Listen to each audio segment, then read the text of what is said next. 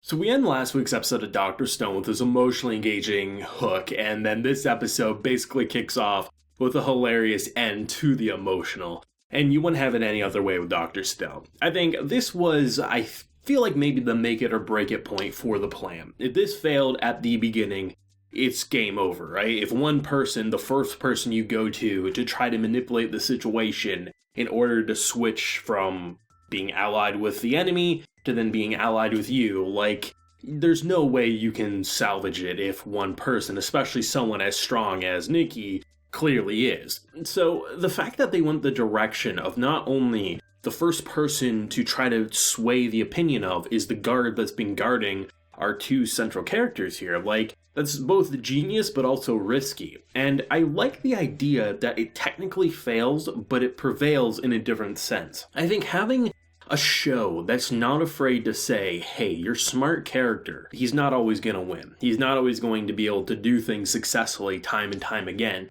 And while, yes, he's able to pull things from a magic hat, like the fact that he can make a mathematical formula to estimate how many copies of a CD that this singer has sold. That's something Senku can do. And just so happens that luckily he has a picture in his memory from his dad that he can estimate what her breast size is and what her measurements are, though that does kind of bite them in the ass. I like how, rather than just lying his way to freedom in this case, he actually is quite honest because he realizes that once it fails, you have to readjust the plan and be honest with a mega fan like her and say, hey, I can't preserve more songs than this, but I can make sure this one stays around. Help me out, and she's jumping for joy. I think human emotions in a show like this can often be overlooked in the sense that, oh, you know, they're cavemen basically, right? Most of these characters have grown up and have never seen technology, and those who have, they're easily swayed because they haven't seen it for so long.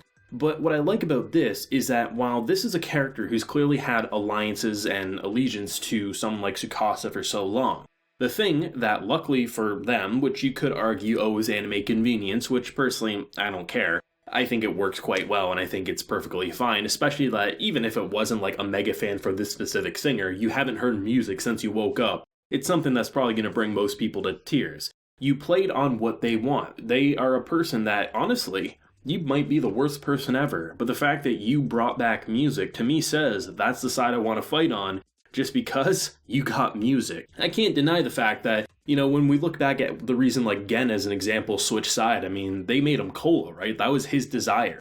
People who have experienced our normal life, if we were petrified and brought back in a world that basically is back to the Stone Ages, if someone was offering you your favorite thing, whether it's a food or a piece of entertainment, most likely your natural instinct is going to be to go for that. And it just so happens that the thing that you were using to manipulate this whole situation was their favorite singer, the one that saved their life apparently. It makes total sense that you can just be honest in this fact that like, hey, you know, if I tell you I can bring back any song, you're probably going to call me out on it. But at the very least, this doesn't seem like a person who I need to lie to and then will kind of be parting ways afterwards. Because for Senku, he wants to manipulate this whole village into switching sides temporarily, because once the leader's out of the equation, it doesn't really matter if they find out the truth. But for someone like her, who is a mega fan, someone who's devoted to the singer, once she finds out, I firmly believe she would kill them. So instead of lying to someone who clearly could kill you, and probably would for manipulating this situation, because this is her idol, this is her hero, rather be honest and say, hey, not only is this going to be a temporary thing, if you really devote yourself to me, you can listen to this whenever you want. You really do want to join my side. That's brilliant and absolutely is a slam dunk I wanted to see for an episode like this. And it even covers up a bunch of stuff that I saw some people bring up, like the fact, like, how did they know where the phone was? Because they knew to go to the grave location every day because Senku told them. And the fact that they noticed that the dirt had been recently dug up and put back there, you know, it's something that you're like, oh, something must be buried here, but what do? Well, the dude's a brute, so he just punched through and it's like, oh shit, here it is. He got lucky that he didn't punch the actual phone because that would have really, really sucked.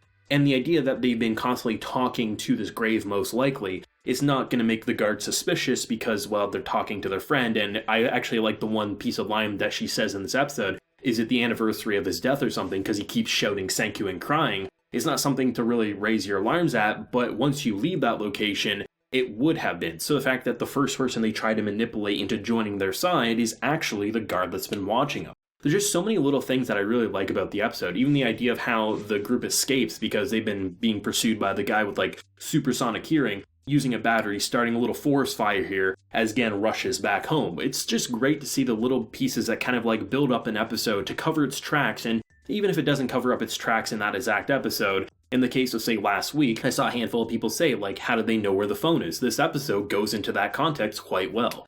Dr. Stone is just on a roll. It knows how to be fun, but it also knows when to drop the comedy in. I mean, even though it's a little ridiculous, when you do think about mega fans and super fans of idols and musicians, it's not surprising that a question to know if you're the real one would be, what is the measurements? It's creepy, but it does kind of line up with idol culture and things like that. And I actually like that they got called out because of like, it's like, oh no, these are my real measurements. No, the real one would keep up the illusion for her fans.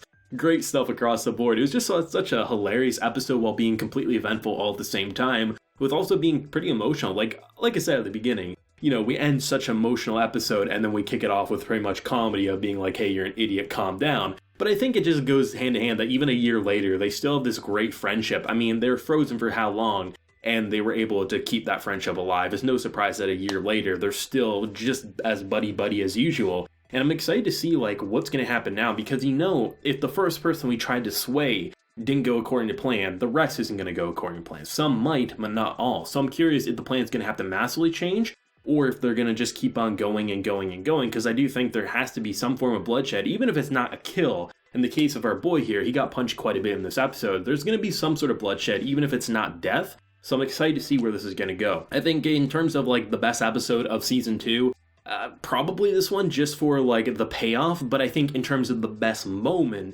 it's the end of last week for season 2 with the call and just seeing both of them wanting to cry tears of joy. I definitely think the direction that the show has been going with the mixture of that comedy and the drama, and the drama is not really like dramatic in the sense of life or death, it's more of the drama of not knowing, is this going to go through successfully or not. Just that entire phone call, the fact that we're just standing in 2 locations, pretty much an empty wasteland, just a lot of rocks, nothing really interesting to look at across, and then we're sitting in a bunker in our little hut wondering if things are going to go okay. And the balance of like serious, oh shit, we did it, to then comedic, the back and forth, it just was such a fun dynamic. And I think anytime an anime studio can make a scene where characters don't move all that much, and the most that moved was just the exaggerated faces. The settings themselves aren't all that interesting, but because of the tension between that phone call, it really did elevate into something that just really knocked your socks off and has you so excited, because if a simple phone call can be this exciting, where can the Stone Wars go when we get into those more exhilarating environments that aren't just 2 characters sitting by a cross hoping that the enemy doesn't figure out that this is bullshit, as the rest of the characters are sitting in a hut wondering if they're going to have to move locations sooner rather than later. Great stuff across the board. Just a great episode, honestly. I say it all the time, but it really is just a great anime. This season's off to a great start. Can't wait to see more. Let me know your thoughts and feelings, and definitely those series down below. Did you love it? Do you hate it? And where do you think it might go next week? If you enjoyed the video, of course, you like, share, your support, and hit that subscribe button if you're happy new around here. So until next time, everyone, please take care and have a good one.